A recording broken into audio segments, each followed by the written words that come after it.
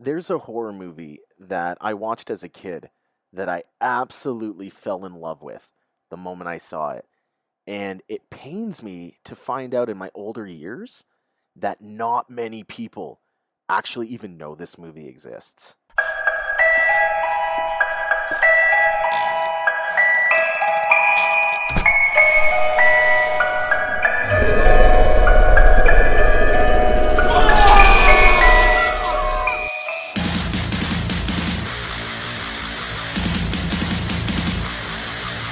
You are listening to the Cabin of Horrors podcast. Go behind the scenes of all your favorite horror movies from the 70s, 80s, 90s, and now. I am your host, the incredible Josh. Hey everyone, thanks so much for tuning into this episode of the Cabin of Horrors podcast. Welcome in, welcome in. I hope you guys are doing awesome. I hope you've had a great week. We are going to be diving into a movie that I love. This is hands down. This was actually probably my first ever horror comedy in my entire life that I watched. And outside of Tucker and Dale and Shaun of the Dead, this movie for the longest time held the crown for me for the horror comedy of just life. We are talking about the 1999 horror comedy Idle Hands. And I've found out in my adult life that not many people have seen this movie or even know it exists. It has a star-studded cast. Like Devon Sawa's in this. Jessica Alba before she was Jessica Alba. Like Seth Green is in this film. Vivica A. Fox, Eldon Henson. Like this cast is incredible. But nobody knows this movie exists. And as soon as I found that out, my light bulb clicked in my head. And I'm like, I need to talk about this on the podcast. Because if nobody has seen this movie, you need to. This is going to be the season 2 movie that apparently nobody's heard of that everyone needs to see. Like I did last season with The Devil's Carnival. But Idle Hands is just one of those movies that is a gem. It is a hidden gem. It is a cult classic. And if you haven't seen it, pay. If you have to pay to rent it on digital, trust me, you are not wasting your money. This is a film that if you like horror comedies, you need to watch this. Especially if you like 90s campy movies.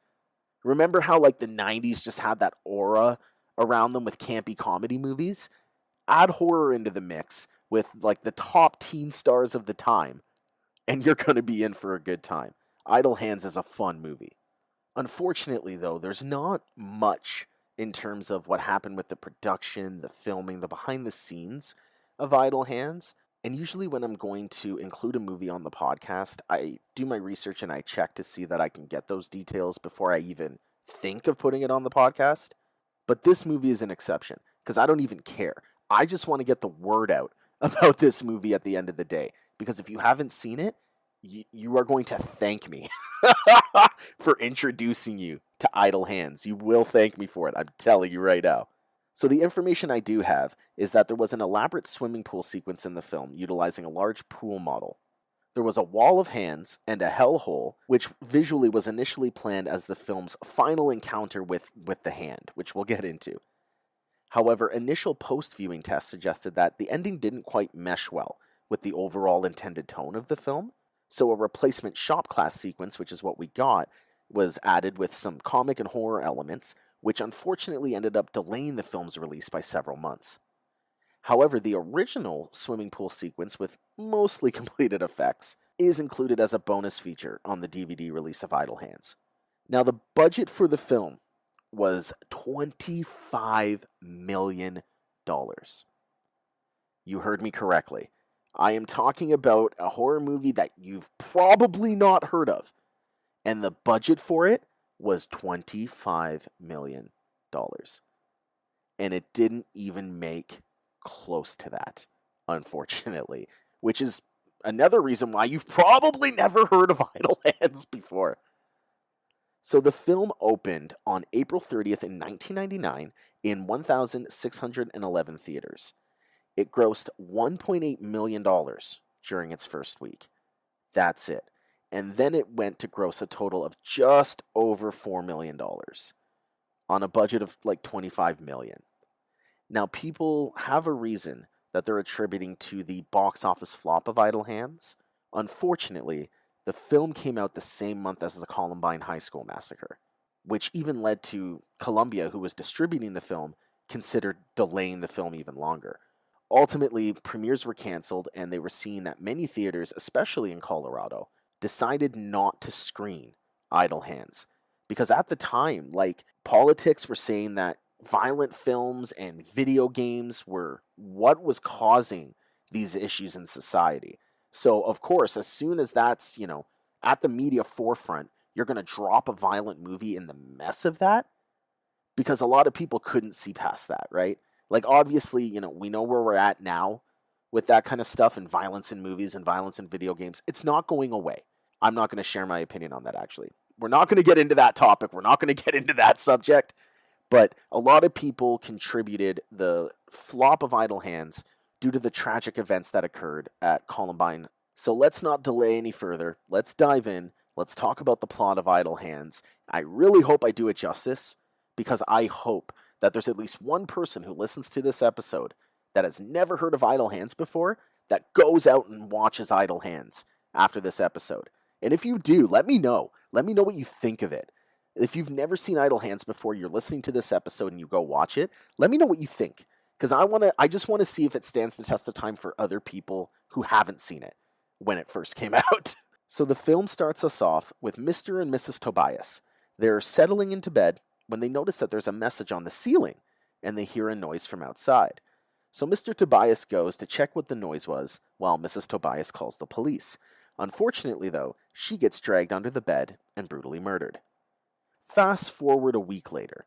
They have a lazy stoner son named Anton, and he hasn't noticed that his parents have disappeared.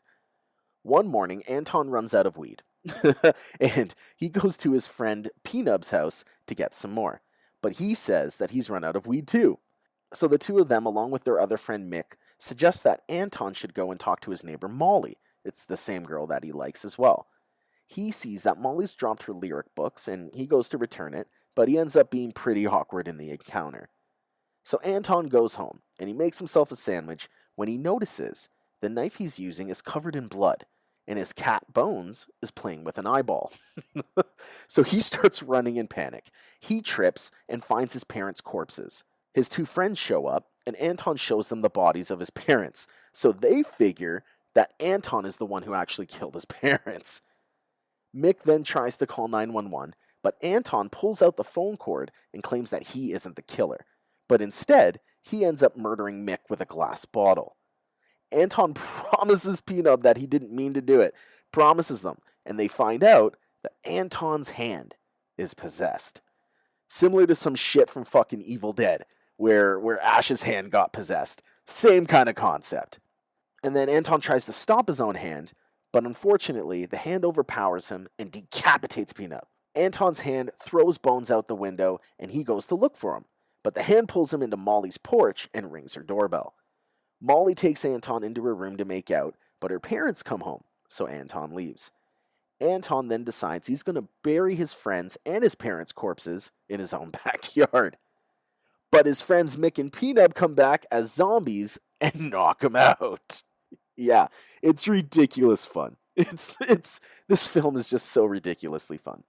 So meanwhile, we see a Druidic high priestess named Debbie LeCure, and she's hunting the spirit who's responsible for killings across the country.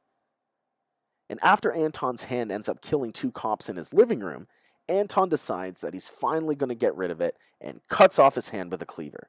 While his friends are seeking out a first aid kit, Anton traps the hand in a microwave, turns it on, and burns it.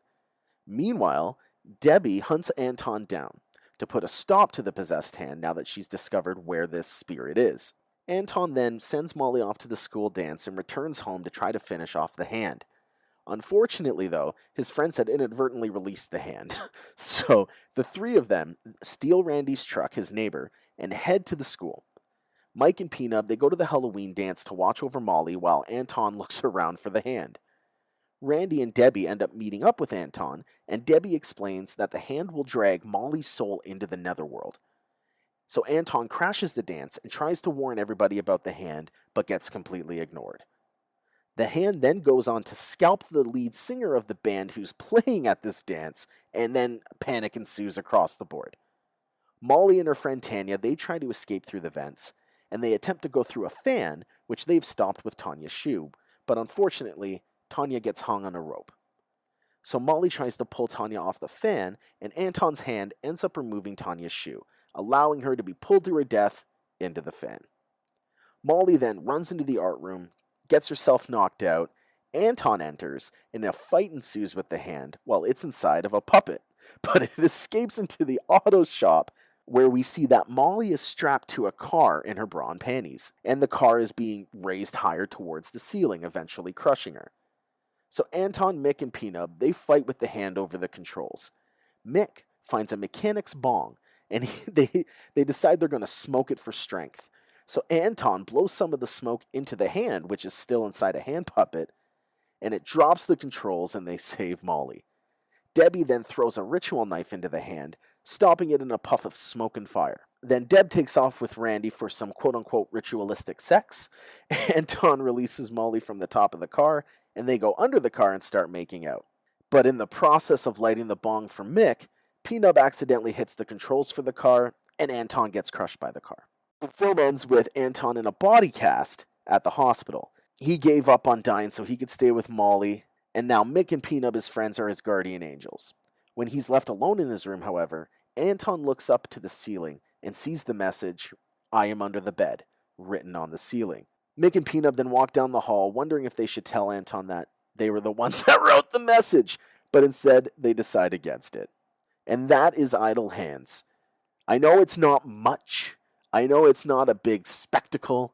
I know it's not, the best horror comedy or the best horror movie ever, but it is a cult classic. This film hits all the spots for 90s kids, in my opinion. If you're a 90s kid and you love horror and you love horror comedies, you have to watch Idle Hands. It's almost like an initiation. It's almost like, one of those horror movies that you have to watch. If you like 90s horror, it's one of those movies that you have to see.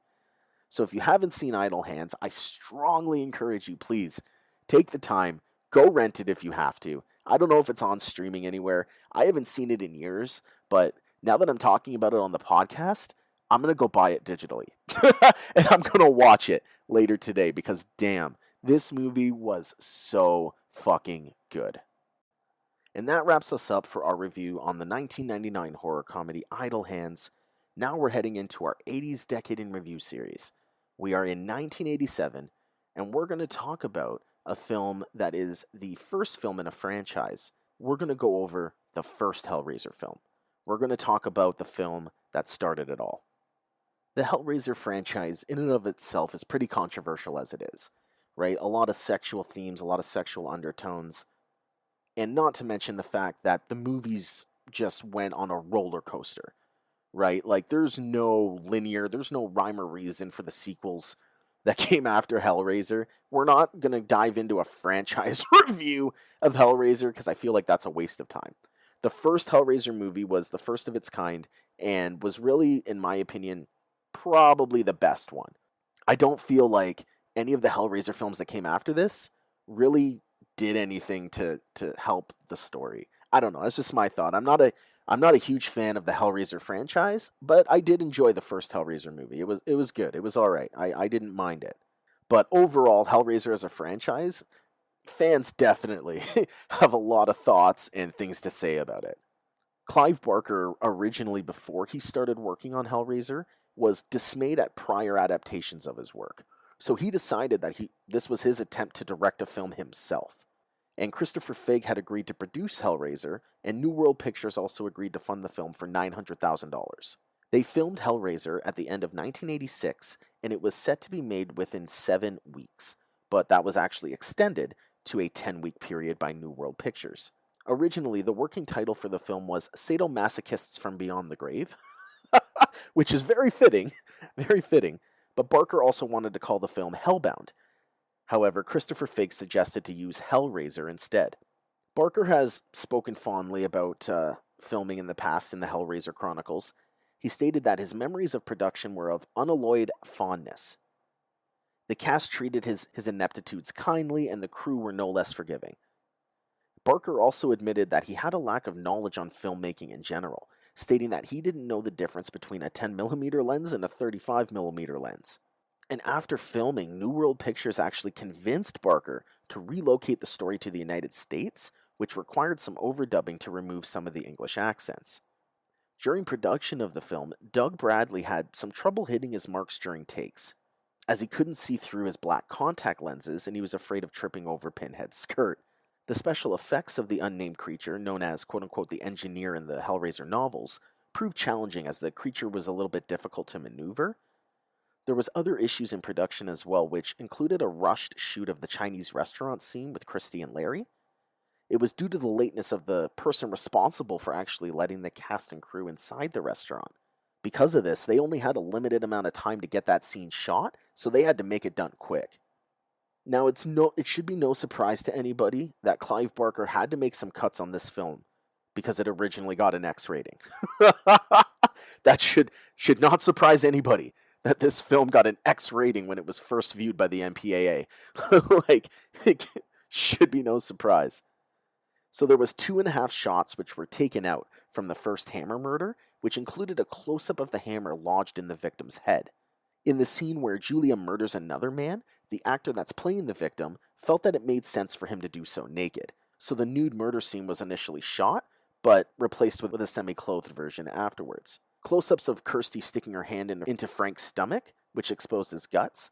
There was a longer version of the scene where Frank was actually being torn to pieces, and the final shot was his head exploding. These were all, of course, cut to get the film away from an X rating. Hellraiser had its first public showing at the Prince Charles Cinema on September 10th, 1987. It was then released in the United States on September 18th, and it went on to gross $14,564,000 in the United States and Canada, and it made £763,412 in the UK. So in total, it made about $14.6 million at the box office on a budget of about $1 million. So no surprise it spawned a franchise, made really good money, had potential for a franchise, right? It wasn't something that just ended. You can definitely turn the story of Hellraiser into a franchise, but man, did they bury it to the ground. From what I understand, a lot of it was rights issues, that like certain people or certain companies had rights to certain parts of Hellraiser, while other companies had rights to other parts of Hellraiser. So like whichever company had those rights, they were producing Hellraiser movies that couldn't connect with the other Hellraiser movies because they only had rights to certain... What a mess. It's a mess from what I understand. And that's what really led to the bullshit Hellraiser sequels that we got after this. But I'm guessing they got all the rights squared away and together now, right? Because, well, we got a new Hellraiser movie. Now, without further ado, let's dive in and let's talk about what happens in the first Hellraiser film. So we start off in Morocco. We meet Frank Cotton, who's a hedonist and buys a puzzle box, which is said to open the door to a realm of otherworldly pleasure. So back at home in his attic, Frank solves the puzzle, and then hooked chains emerge from it which tear him completely apart. Then a black-robed figure appears and resets the puzzle, and the room is restored back to normal. Later on, we see Frank's brother Larry moving into that same house. He intends to rebuild his relationship with his second wife, Julia. However, Larry's unaware that Julia actually had an affair with Frank before her marriage to him. So when Larry accidentally cuts his hand moving furniture, his blood drips on the attic floor and resurrects Frank in a very ghoulish form. Julia later finds Frank and is still completely obsessed with him, so she agrees to help restore his body so that the two of them can run away together. To do this, Julia starts picking up men in bars and bringing them back to the attic where she mortally wounds them. Frank then will drain their life, which regenerates his body. Frank explains to Julia that having exhausted all sensory experiences, he sought out the puzzle box, which was supposed to provide access to a realm of new carnal pleasures.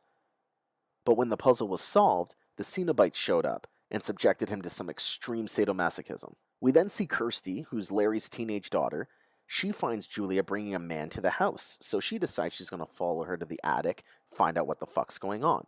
She finds Frank. However, she evades Frank when Frank notices her and escapes with the puzzle box, but collapses shortly after. She then wakes up in a hospital, and Kirsty solves the box out of curiosity. Unknowingly to her, she summons the Cenobites, along with a monster called the Engineer. It's then explained to us by Pinhead that although they've been perceived as both angels and demons, They're simply explorers from another dimension seeking carnal experiences, and they can no longer differentiate between pain and pleasure. Then they attempt to force Christie to return to their realm with them, but she informs Pinhead that Frank has escaped them. So the Cenobites agree to spare Kirsty and recapture Frank instead, with the condition that Frank must confess to escaping them. So Kirsty returns home. However, she's unaware that Frank's actually killed Larry now and taken on his identity by wearing his skin. Julia then shows Kirsty what was purported to be Frank's flayed corpse in the attic. Kirsty then leaves the attic, locks the door behind her, and the Cenobites appear, not fooled by the deception, and demand to know the man who did this. Kirsty tries to escape but is held by Julia and Frank. It's at that point Frank reveals his true identity to Kirsty, and when his sexual advances are rejected, he decides to kill her to complete his rejuvenation. However, he accidentally stabs Julia instead and drains her without remorse. Frank then chases Kirsty to the attic, and when he's about to kill her, the Cenobites appear and hear him confess to killing her father. Now, certain that he's the only one they're looking for, they ensnare him with chains and hooks and tear him to pieces. They then rip the puzzle box from Julia's dead hands, and Kirsty banishes the Cenobites by reversing the motions needed to open the puzzle box.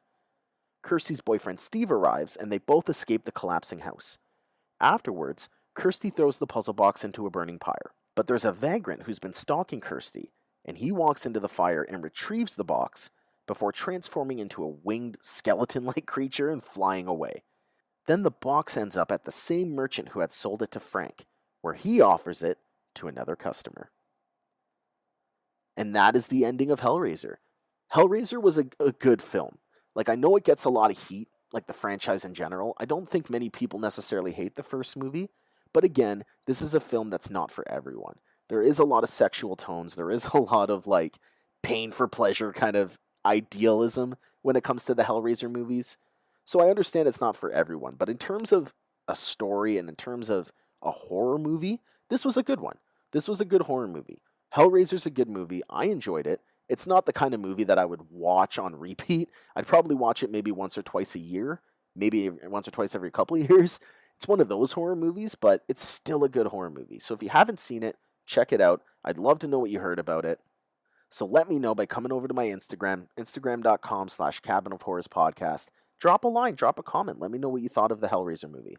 And that will wrap us up for this episode of the podcast. Thank you all so much for tuning in.